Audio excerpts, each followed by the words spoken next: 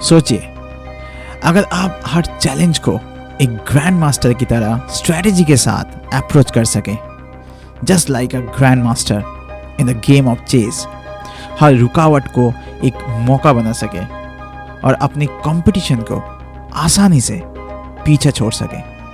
इस वीडियो में हम सक्सेस का राज खोलेंगे 5 पावरफुल मेंटल मॉडल के माध्यम से, जो चीज़ गेम से परे है। ये सिर्फ थ्योरेटिकल कॉन्सेप्ट नहीं है, ये वही स्ट्रैटेजीज हैं जो दुनिया के सबसे सफल लोग अपनी डे टू डे लाइफ में डिसीजन लेने के लिए यूज़ करते हैं, अपनी गोल को अचीव करने के लिए।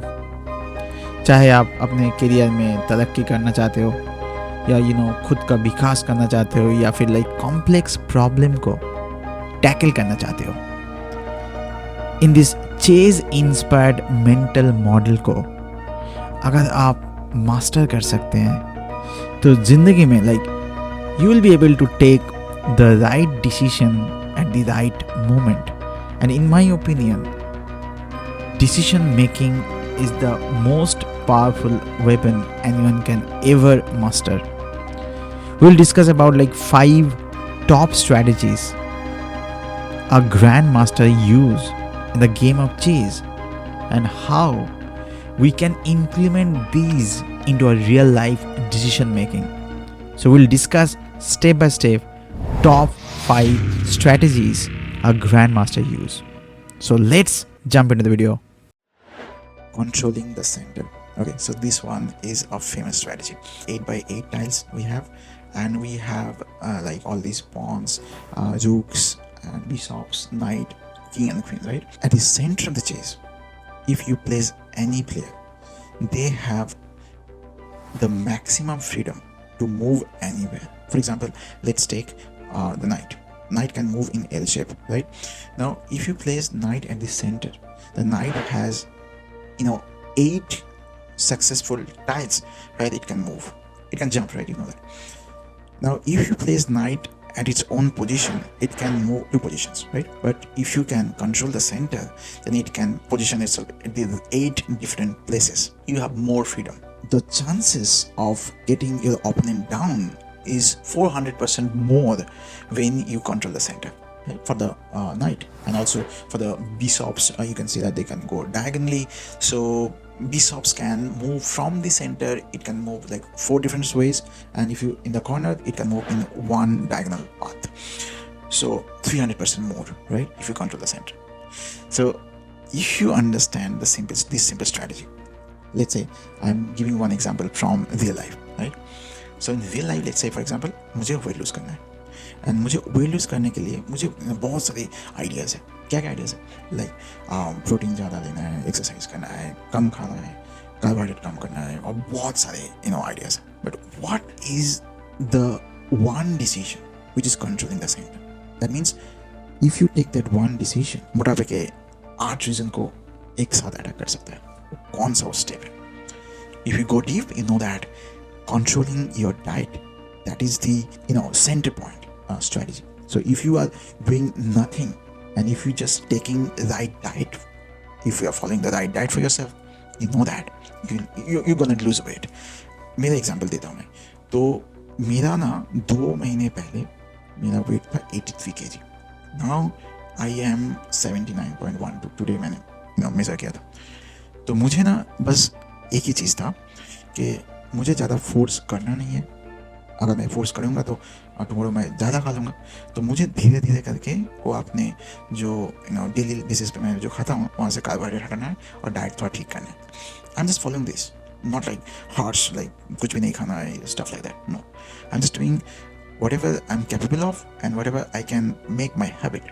And I think that within a couple of months I'll be reaching 72 to 75 is a weight okay for me. I'm 5'10". So this is how you can control the center in real life. Let's say for example in the business, so various different aspect you need to measure. But if you're just starting out your own business, then you know that making a good product, center of the business, right? And making some selling that, if you're making some money out of it, then that is the center of the business. If you're starting small, तो वही पे focus करना है, knowing the value of each individual. If in the game of chess, you are losing bishop in exchange of a pawn, that's a bad move. You know that, right?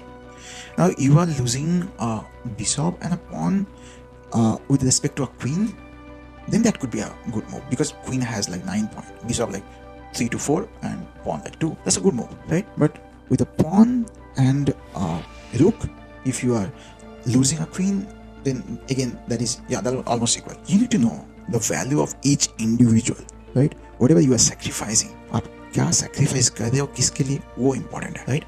So the mindset should be like this. You need to know the worth of any individual decision that you are taking, things that you are letting them go, and things that you are welcoming. You need to know the value, the worth of each and individual things. Let's say for example, मेरे पास time limited है, right, in their life, and I want to do many things. Like I want to write a book again, I want to start my own business, I want to make a product by myself, I want to do my 9 to 5 job as well, and I want to do a couple of more things. But I know that my time is limited. So मुझे कुछ करने के लिए कुछ चीज़ों को sacrifice करना पड़ेगा.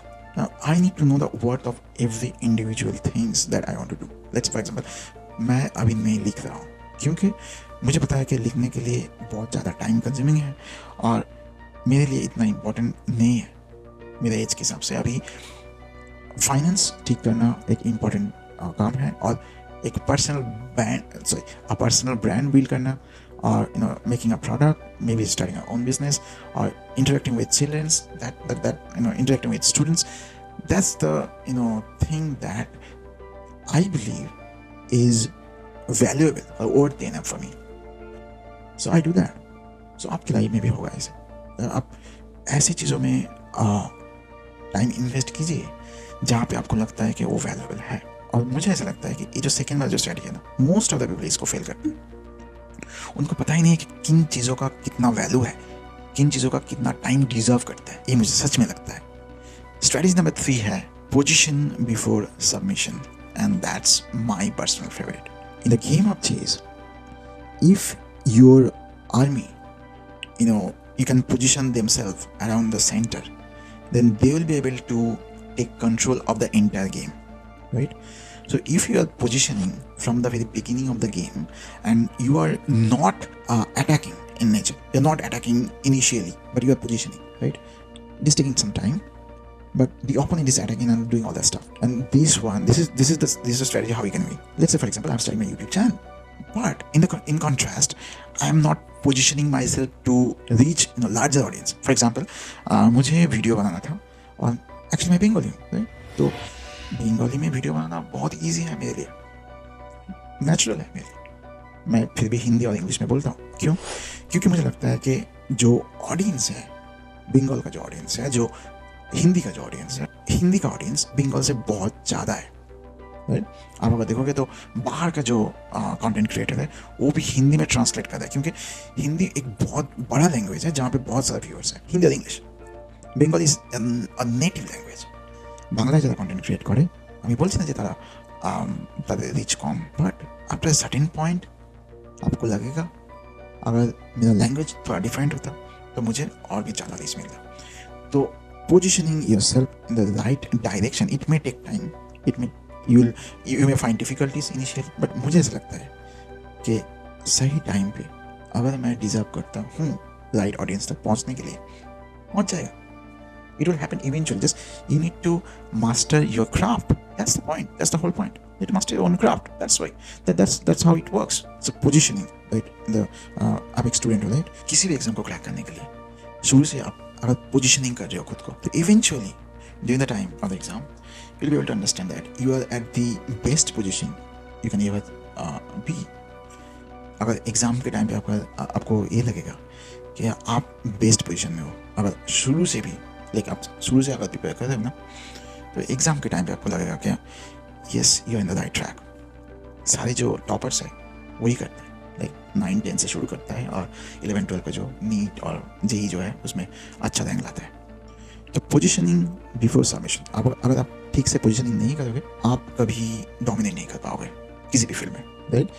सो may be it will not give you instant result, but it will give you result definitely. That's how your mindset should be, right? So position before submission. Next one, next one is the owning the initiative.